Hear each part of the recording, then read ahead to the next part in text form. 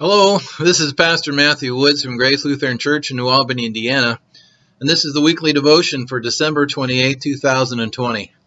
Here we are, the end of the year, and some of us are probably breathing a sigh of relief.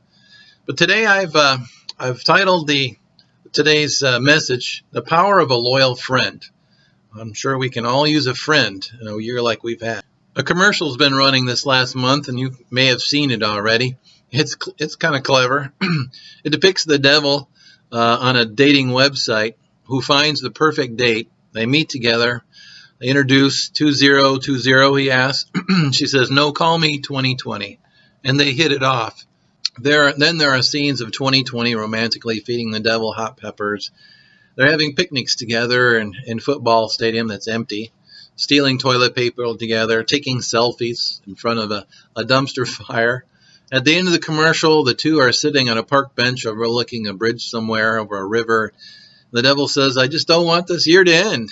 As the end of the world begins, comments streaming to the earth. In a humorous way, I think it captures the essence of how many of us may look at 2020 and this year that we're just now finishing. The commercial is certainly Super Bowl worthy, but of course, if they were to wait that long, it might be a little irrelevant. Of course, I'm not sure that the dating site in the long run wants us to believe that finding a date on their site would be in a short run ending in disaster. Nor do I believe they want to associate their dating site with a relationship made in hell. Not really. No one I know deliberately enters into something that's going to hurt them or ruin them or fall. 2020 started much like 2021 will. In fact, it started off, remember, last year with hope and in celebration, the ball dropping, everybody cheering. Each year the people do the same thing. They gather at the end of the year and the previous year in hopes of what might come in the new year, anticipating what good things may be about. A hope for a fresh start, I think, is where many of them come in, which, by the way, Christianity has in spades when it comes to our Lord and Savior. A fresh start every day is what we get through our baptisms, and that's awesome. Now, let's talk about this. Hope is a powerful thing, and sometimes we need someone to help us find it again. We need an encourager to be with us. Enter now Ruth. Ruth 1 introduces us to Naomi and Ruth. Both are widows. Naomi moved to Moab with her husband and her two sons. Again, probably with great dreams and hopes, anticipation of something better. Her husband and two sons died, however, in Moab, leaving Naomi with only she and her two daughter-in-laws, no children and no grandchildren. Naomi goes back to Bethlehem, and at first she's okay with the two girls going, but then she sends away the first daughter-in-law, and then she turns to try and push Ruth away too, but Ruth remains loyal to Naomi, and she goes anyway. And so let's read from Ruth chapter 1, verse 15 and following. It says, "Look," said Naomi, "your sister-in-law is going back to her people and her gods. Go back with her." But Ruth replied, "Do not urge me to leave you or turn back from you. Where you go, I will go, and where you stay, I will stay. Your people will be my people, and your God will be my God. Where you die, I will die, and there we will be buried. May the Lord deal with me, be it ever so severely, if even death separates you and me." When Naomi realized that Ruth was determined to go with her, she stopped urging her. So the women went on until they came to Bethlehem. And when they arrived in Bethlehem, the whole town was stirred because of them, and the women exclaimed, "Can this be Naomi?" "Don't call me Naomi," she told them. "Call me Mara, because the Almighty has made my life very bitter. I went away full, but the Lord has brought me back empty. Why call me Naomi? The Lord has afflicted me. The Almighty has brought misfortune upon me." So Naomi returned from Moab, accompanied by Ruth the Moabite, her daughter-in-law, arriving in Bethlehem as the barley harvest was beginning. And of course, we all know that Naomi is about to have her whole life turn upside down for the better. You see, when Naomi went to Moab with her family, she was full of hope. It says she went away full. And then we can hear the anger in the woman's broken heart. But the Lord has brought me back empty. And notice when she returns to Bethlehem, she is noticeably different. Can this be Naomi? What happened to her fun-loving nature? What happened to her pleasantness? You can kind of sense there's something different about her when she comes back. And finally, Naomi responds even, says, "Don't call me Naomi," which means pleasant.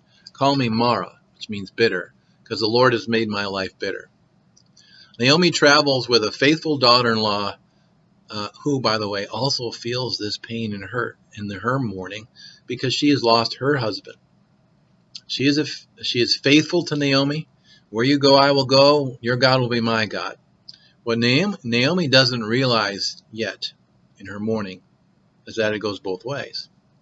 Where Ruth goes, so does Naomi. And this is where the hope begins, for one is tied to the other. In time, Ruth will meet Boaz, who will take a shine to Ruth, and by the end of the book, they are married. And eventually, they have children and grandchildren for Naomi. In time, Mara is put aside, and Naomi, pleasant, returns to hold her grandchild in her arms. Not just any grandchild. In chapter 4, something new is happening. Far from where we meet these two women, a new life begins. Verse 14 in chapter 4 says, "The women in town said to Naomi, 'Praise be to the Lord who on this day has not left you without a kinsman redeemer. May he become famous throughout Israel. He will renew your life and sustain you in your old age. For your daughter-in-law, who loves you, who is better to you than 7 sons, has given him birth.'" Did you hear that? Ruth is a loving person. She just by nature takes care of Naomi. She is faithful to her. She is a good friend. Someone Naomi needed very much, especially when so much had gone wrong over the last years. And then it says, verse 16, chapter 4, "Then Naomi took the child in her arms and cared for him. The women living there said, 'Naomi has a son.' And they named him Obed. He was the father of Jesse, the father of David. Naomi became a great grandmother of King David. By the way, in the line of Jesus. God did something extra. He turned her mourning into joy. He turned effectively a crucifixion into a resurrection. What the devil threw at her, the Lord turned into something brand new life. We can never underestimate the power, by the way, of a loyal friend in the middle of all this. A loyal friend understands us and willingly puts up with our bitterness and our unpleasantness, as well as our pleasantness. They remain even when we try to push them away. They are stubborn as we are. Most importantly, they're loyal encouragers because they want us to feel better. They want us to have joy again. Even in conditions far outside of their control, even when they have no idea what they're doing or how it's going to turn out, they go on encouraging us simply by being with us, hanging out with us. What you go through, I'll go through. I'm here. Hope is a powerful thing, and hope from a friend is great. Often the hope is instilled in us by one or more special people around us who love us and make sure we're not alone, and that's the best kind of friend. They stick it out with us. As this new year comes upon us, we should be reminded that we're not alone. We have a great friend in Jesus. And a new life has been made possible. And what the devil has thrown at us this year, he can turn into blessings for this new year. There's a new reason for gratitude, a new reason for graciousness, a new reason to love. If anything, this last year has taught us to give thanks for what we have. Jesus is with us. He loves us, and he often works through the very people closest to us in order to renew our spirit. He gifts them that we might be gifted. Just mattering to one person is a powerful way God's grace can be felt. One person can remind us that we matter a whole lot to Jesus. We are, in fact, his favorite part about creation. He literally went through hell to make sure that we have more than just a new year to look forward to. We have a resurrection. And like a good friend, he still puts up with a lot from us, but has never abandoned us, not even in times when he seems to be, when we try to push him away. And so we hope in his resurrection. His resurrection is timeless, year after year, and no level of hell can touch it or undo its power. And the people around us can be a powerful agent of grace. We can never underestimate the power of a loyal friend and what role they may play in God's direction. I pray that this new year we have good friends who are stubborn enough to not be pushed away, who understand us, who love us, who are patient with us, wise with us, and encourage us to hope in the Lord above all things.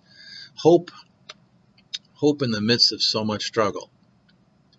May the Lord bless you in this new year with a good friend and with Jesus. I'm Pastor Woods. May the Lord bless this new year together.